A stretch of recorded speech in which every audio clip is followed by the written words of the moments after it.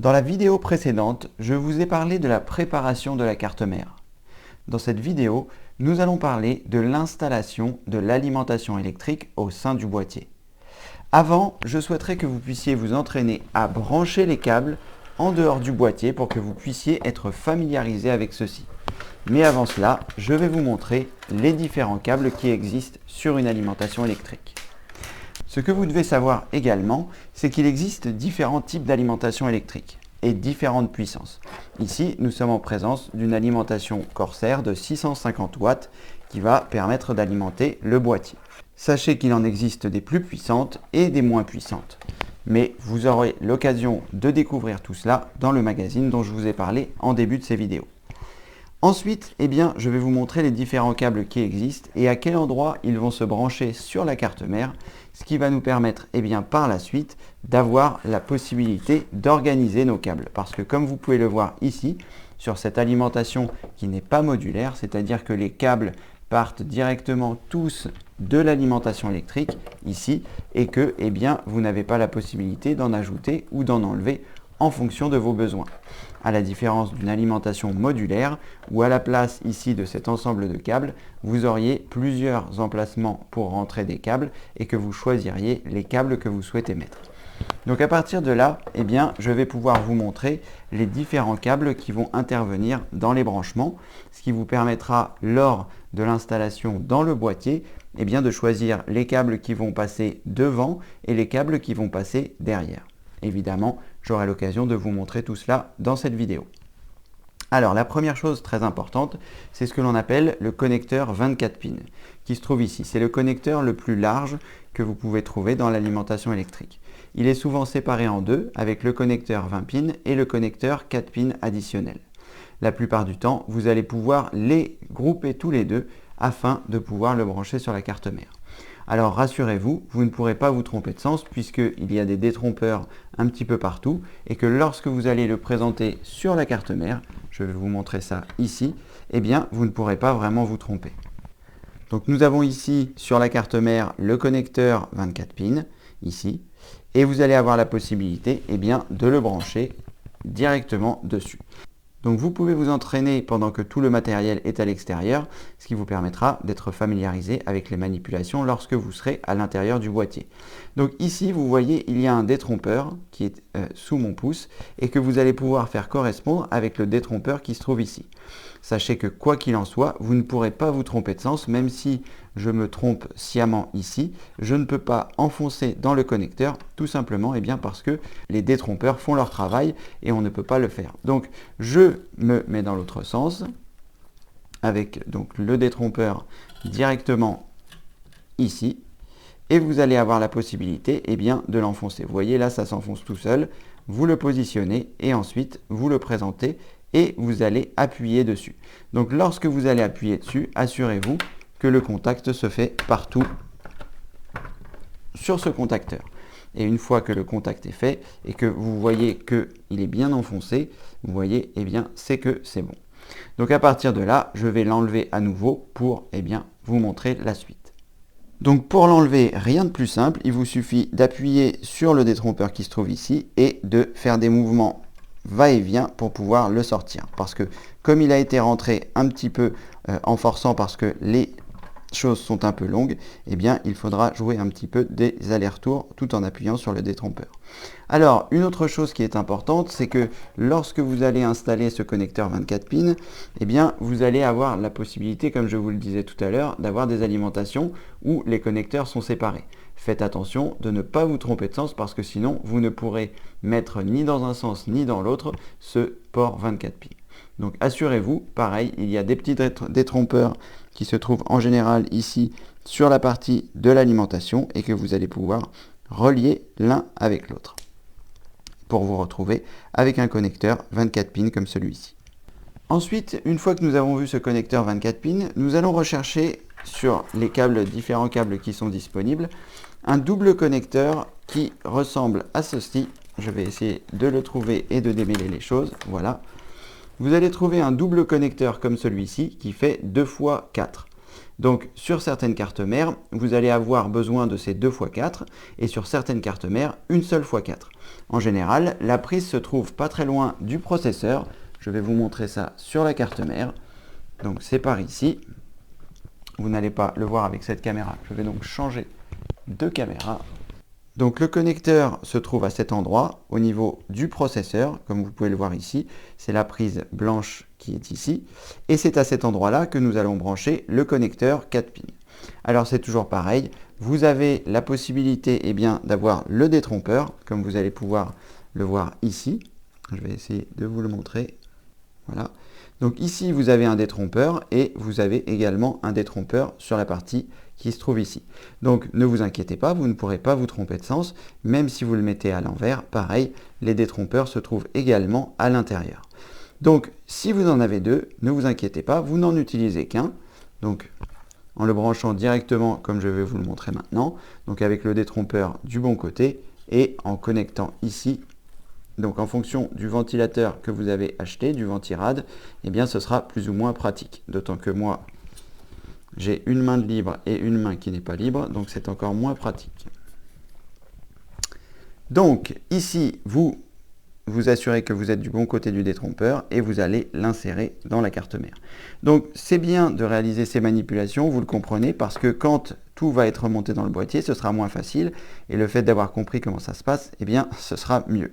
Donc ici, j'ai branché mon connecteur 4 pins et si ma carte mère le permet, il y a des fois deux connecteurs 4 pins en fonction de l'alimentation dont vous allez avoir besoin pour alimenter votre carte mère. Ici, ma carte mère n'a pas besoin d'avoir les deux connecteurs, donc un seul me suffit. Et pareil, comme pour l'alimentation 24 pins, je vais appuyer sur le détrompeur pour soulever la patte qui se trouve ici et ainsi pouvoir le dégager de l'obstacle. Voilà, donc ici nous avons le connecteur supplémentaire que vous devrez brancher sur la carte mère. Donc ce n'est pas une option, vous devez brancher à la fois le connecteur 24 pins comme je vous l'ai montré tout à l'heure, ici, et vous devez également brancher le connecteur 4 pins comme je vous le montre ici. Donc vous aurez ces deux choses à brancher sur la carte mère. Donc n'oubliez pas, lorsque vous allez monter le PC, soit de noter sur un papier tout ce que vous devez faire, ou alors tout simplement de ne pas l'oublier. Ensuite, si vous avez choisi l'option carte graphique, vous avez sur votre alimentation électrique, si elle est suffisamment puissante, des connecteurs PCI Express. Alors c'est toujours pareil, je vais essayer de les retrouver dans ce bazar. Voilà, vous avez un connecteur PCI Express qui se trouve ici, et en fonction de la qualité de votre alimentation, vous pouvez également en avoir deux. Voilà, ce qui est le cas de mon alimentation. Donc ici, sur la carte graphique, vous voyez, vous avez à la fois un connecteur 8 et un connecteur 6. Certaines cartes graphiques ont deux connecteurs 6, certaines cartes graphiques ont deux connecteurs 8, certaines cartes graphiques ont un connecteur 8, un connecteur 6, comme on peut le voir ici. Donc le principe, ça va être comme pour le connecteur 24 pins, il va falloir réunir un connecteur et former un connecteur 8 pins, avec toujours pareil les détrompeurs qui se trouvent ici, et vous allez avoir donc sur l'autre partie un seul connecteur. Donc vous pouvez vous entraîner toujours pareil en dehors du boîtier, ce sera beaucoup plus simple. Je ne vais pas continuer de vous le répéter, vous l'avez désormais compris. Donc ici, je vais essayer de vous montrer le mieux possible comment vous allez pouvoir faire. Donc ici, je vais avoir le connecteur 6 pins qui se trouve ici, donc que je vais pouvoir brancher. Le mieux étant de commencer par le 8, puisque c'est celui qui va être le plus difficile à mettre. Et pareil, vous avez un détrompeur ici, avec une petite languette que vous allez pouvoir enficher ici. Donc je mets le connecteur 6 et ensuite je rajoute le connecteur 2 qui me permet d'avoir le connecteur 8. Et ensuite, je vais brancher, je ne sais pas si vous verrez très bien parce que je dois mettre ma main devant, et ensuite je vais brancher le connecteur 6. Donc toujours pareil, ici je suis du mauvais côté, donc je ne vais pas avoir la possibilité de l'enfiler. Donc il faut bien que je sois du bon côté, c'est-à-dire que je vais le retourner pour pouvoir l'insérer. Voilà. Donc sur ces câbles, en général, il y est indiqué PCIe, qui veut dire PCI Express. Donc là, je vais à nouveau les enlever pour vous montrer. Donc sur les connecteurs, il est souvent indiqué PCIe, qui veut dire PCI Express, et qui vont donc alimenter la carte graphique. Donc ces câbles-là, ce sont des câbles optionnels que vous mettrez uniquement si vous avez une carte graphique et uniquement si vous avez une carte graphique qui vous le demande, car toutes les cartes graphiques ne vont pas vous demander ce type de connecteur. Il y a certaines d'entre elles qui vous demanderont une prise Molex. Une prise Molex, c'est quoi? C'est une prise comme celle-ci qui permet de brancher les anciens disques durs, mais également certains ventilateurs ou certaines options de boîtier. Donc un connecteur Molex, ça ressemble à ça. C'est un petit peu la préhistoire de la connexion électrique. Et eh bien, vous allez avoir la possibilité, grâce à ce connecteur Molex, de relier certaines cartes vidéo, mais également d'autres options sur la carte mère. Je vous en reparlerai plus tard. En tout cas, sachez qu'un connecteur Molex ressemble à ça. Et pareil, il y a un détrompeur puisque le Molex en lui-même a une forme qui n'est pas tout à fait rectangulaire. Mais vous voyez, les côtés en haut sont un peu biseautés. C'est très léger, mais lorsque vous aurez l'alimentation en main, vous le verrez mieux. Ensuite, nous allons avoir les connecteurs SATA. Donc on les a vus précédemment lorsque je vous ai parlé de branchement de disque dur. Ça ressemble un petit peu à des Molex dans la taille, c'est-à-dire que la largeur est à peu près standard, mais l'épaisseur est totalement différente. Et ici, vous voyez, il y a le détrompeur en L dont je vous parlais, qui est ici. Je ne sais pas si on le verra bien à la caméra. Vous voyez, ça forme un L. Et c'est grâce à ça bien, que vous ne vous tromperez pas de sens lorsque vous allez les brancher. Donc ces connecteurs SATA électriques vous permettent d'alimenter les différents médias électriques que vous allez brancher. Donc que ce soit un disque dur, un SSD, un lecteur de DVD ou de Blu-ray, etc. Et enfin, je vais vous montrer la dernière connectique que nous utiliserons de moins en moins, qui est cette connectique-là qui servait à brancher les lecteurs de disquettes. Donc, vous avez certaines options que vous allez pouvoir rajouter sur votre ordinateur qui nécessiteront une connexion de ce type. Donc, la plupart des alimentations électriques l'embarquent. Et c'est toujours pareil, vous avez un système de détrompeur, donc vous ne pourrez pas vous tromper lorsque vous allez brancher les choses. Il faut forcer un petit peu, mais vraiment pas beaucoup. C'est-à-dire que à partir du moment où vous sentez que vous êtes bien, eh bien vous pouvez pousser, mais sinon, eh bien, il ne faut jamais forcer parce que les détrompeurs sont là pour justement ne pas vous faire d'impair avec l'électricité. Voilà, nous avons fait le tour des câbles électriques que peuvent composer une alimentation électrique et à partir de là, eh bien, nous allons pouvoir, grâce à tout cela, monter dans le boîtier. Alors, ce que vous allez devoir faire avant, puisque évidemment il faut préparer en amont, c'est réfléchir au nombre de connectiques que vous allez avoir besoin pour pouvoir organiser vos différents câbles dans le boîtier. C'est ce que je vais vous montrer maintenant lors du montage de l'alimentation électrique dans le boîtier. Nous commençons à faire des étapes définitives. Donc, vous allez avoir besoin d'une alimentation électrique, évidemment, et vous allez également avoir besoin de 4 vis qui vont vous permettre de brancher l'alimentation électrique directement sur le boîtier. Alors, je les avais mis de côté, évidemment, je les ai perdus. Les voici. Alors, vous avez donc 4 vis que vous allez pouvoir également tester. Alors, comme je vous parlais des pas de vis différents, ici c'est pareil, ça n'échappe pas à la règle. Vous voyez, alors je ne sais pas si vous verrez bien, si je vais pouvoir vous montrer correctement. Ici, vous voyez le pas de vis qui est ici, c'est un gros pas de vis, à la différence d'un petit pas de vis que je vais vous montrer. Le petit pas de vis qui était celui des spacers de la carte mère. Donc je ne sais pas si vous verrez bien, mais là, le pas de vis de cette vis qui est ici est plus gros que celui-ci. De toute façon, vous pouvez tester si c'est le bon pas de vis en essayant de le brancher. Donc pour ce faire, vous localisez les emplacements des vis qui se trouvent à l'arrière de l'alimentation électrique et ensuite, eh bien, vous testez pour voir si le pas de vis est correct. Donc ici, une fois de plus, ça ne va pas être très facile de tester le pas de vis tout en tenant la caméra. Néanmoins, je vais présenter la vis, commencer à la tourner. Et là, eh bien, si c'est le bon pas de vis, vous allez pouvoir à la fois tourner et vous sentirez une résistance lorsque vous souhaitez la ressortir. Donc là, eh bien, on est en présence donc des bonnes vis qui vont nous permettre de brancher cette alimentation électrique. Donc au total, vous allez avoir besoin de 4 vis et je vais vous montrer tout de suite comment eh bien, on installe l'alimentation électrique dans ce boîtier. A tout de suite. Alors voilà, je viens de faire de la place et nous nous retrouvons ici avec le boîtier et je vais vous montrer donc comment organiser à la fois les câbles au sein du boîtier et comment brancher l'alimentation électrique. Alors vous allez avoir besoin, comme je vous le montrais tout à l'heure, des 4 vis qui vont permettre de l'accrocher directement au boîtier, et vous allez également avoir besoin d'un tournevis cruciforme. Donc l'alimentation va prendre place dans cet emplacement arrière qui se trouve ici. Donc en fonction du boîtier que vous avez, l'alimentation peut très bien être en haut, l'alimentation peut très bien être sur le devant, tout dépend du type de boîtier que vous avez choisi. Et ensuite, eh bien, le principe, c'est de prendre l'alimentation électrique, voilà, d'essayer de dégager un maximum de câbles sur le côté. Et ensuite, eh bien, vous allez placer le ventilateur vers le bas, puisque le ventilateur, je suppose, a la faculté d'extraire l'air chaud ou de l'aspirer, je ne sais plus, peu importe. Et il faut qu'il soit vers le bas et non pas vers l'intérieur du PC.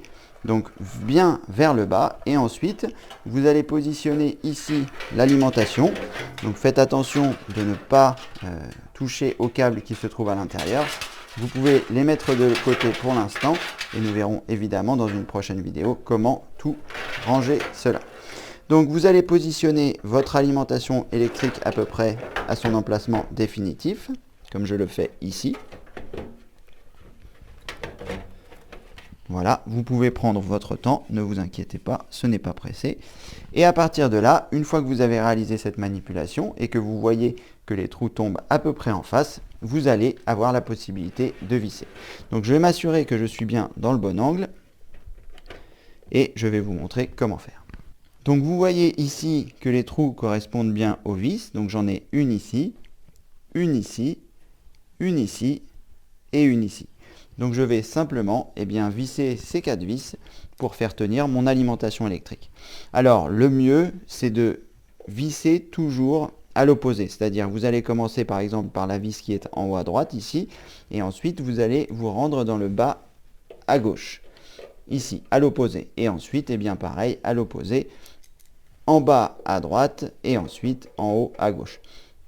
Alors dans un premier temps, je ne vais pas serrer les vis, je fais juste un positionnement pour ne pas avoir, si je dois bouger mon alimentation électrique parce que les pas de vis ne tombent pas exactement en face, dans ce cas-là, je ne les serre pas au maximum, ce qui me permettra de bouger.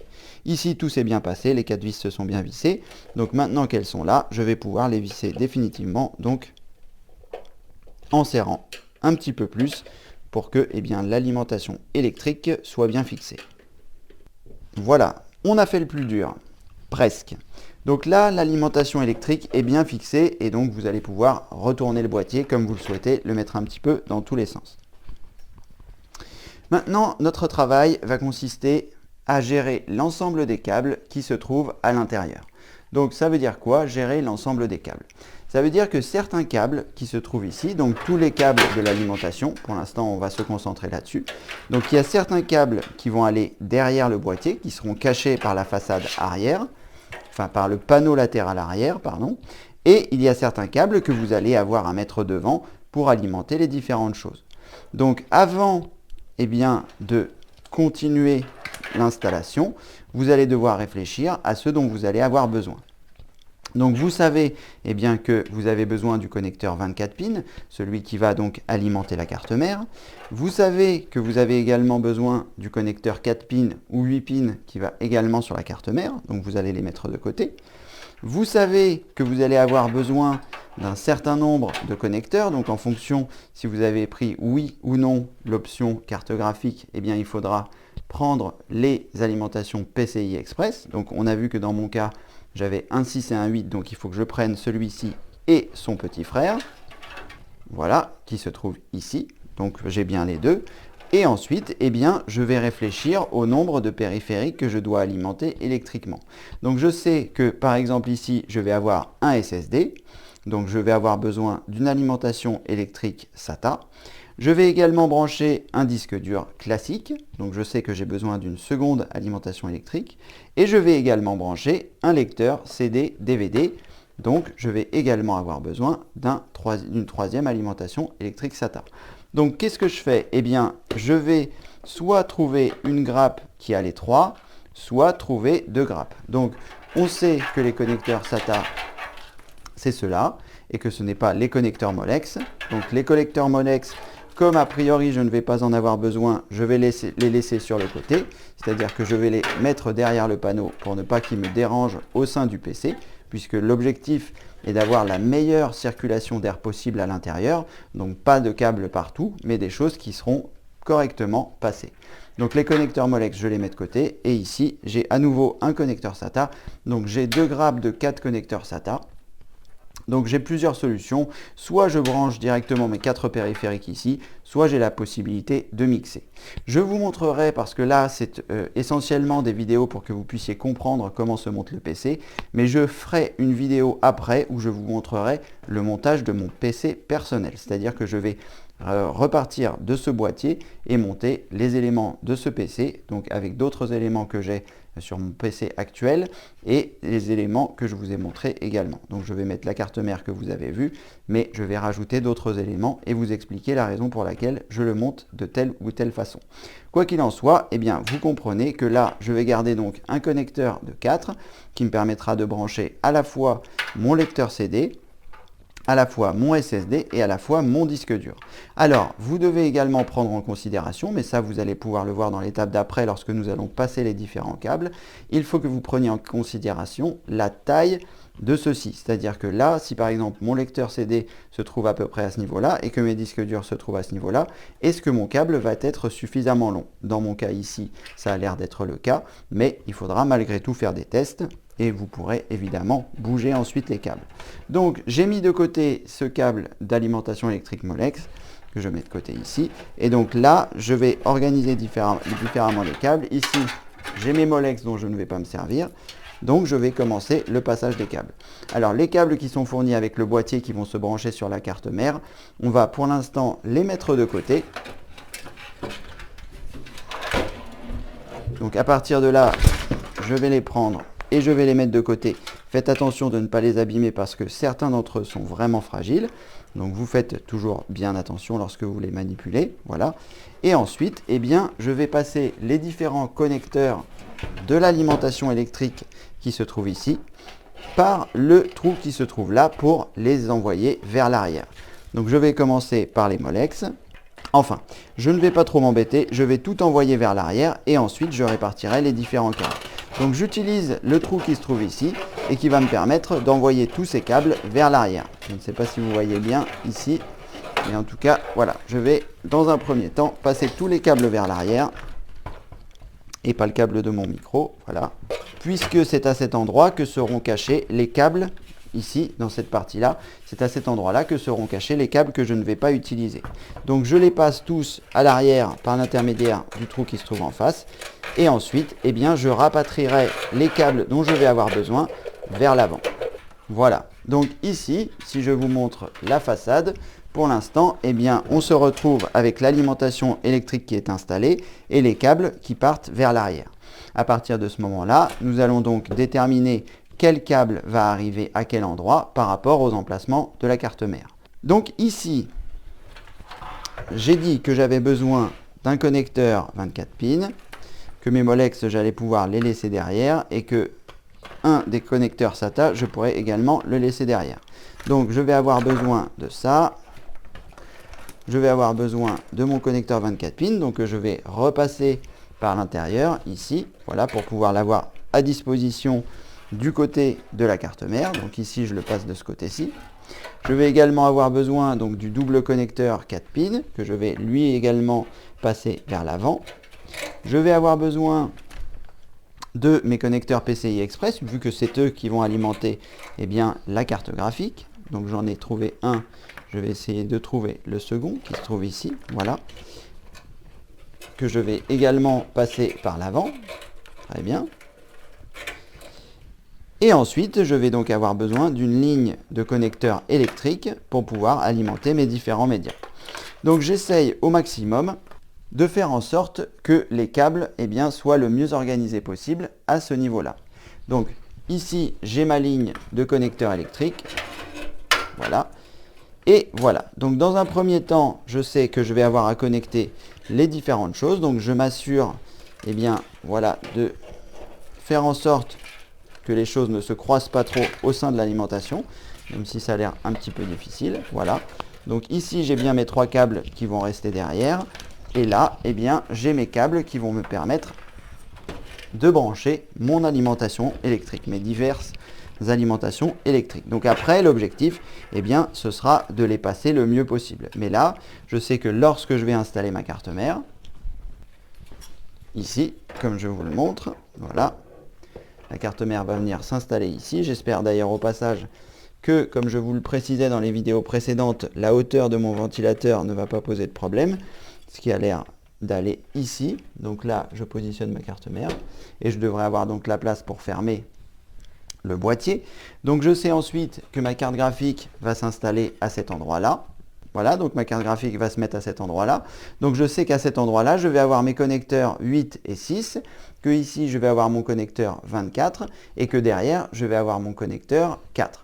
Alors, comme vous pouvez le voir ici, ça va être bien compliqué pour que j'ai branché mon connecteur 4.